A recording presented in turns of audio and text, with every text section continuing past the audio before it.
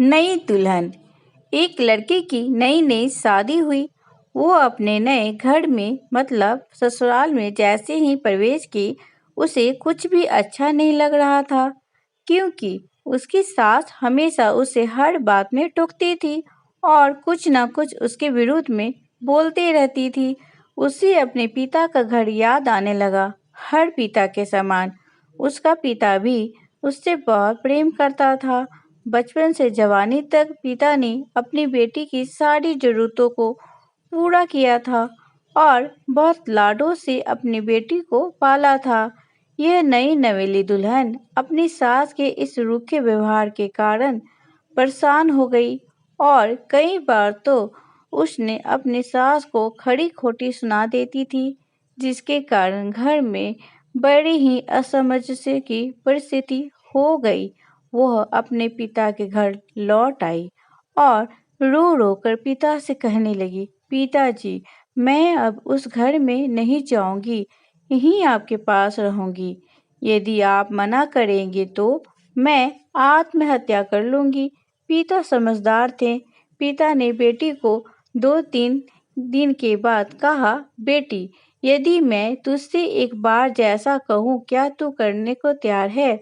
यदि तू उसके बाद भी कहेगी कि तू इस घर में मेरे साथ रहना चाहती है तो कोई बात नहीं। बेटी ने पिता से कहा, कहिए, लेकिन याद रखना यह अंतिम बार होगा कि मैं उस घर में जाऊंगी।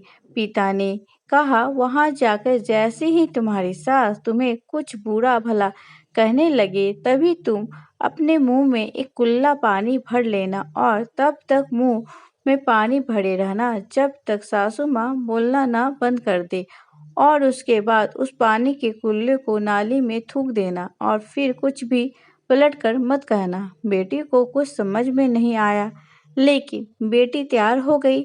बेटी ने ससुराल जाकर ऐसा ही किया। जब भी सासू माँ कुछ कहना शुरू करती, तुरंत बहू मुंह में पानी भर लेती और बहुत देर तक भरी रहती। धीरे धीरे कुछ ही दिन में सासू माँ का व्यवहार इस बहू के प्रति नर्म हो गया। वो सोचने लगी, कितनी अच्छी बहू है, पलटकर कोई जवाब नहीं देती और गुस्सा भी नहीं होती। अब वो उस बहू को बेटी कहने लगी और उसकी तारीफ करने लगी।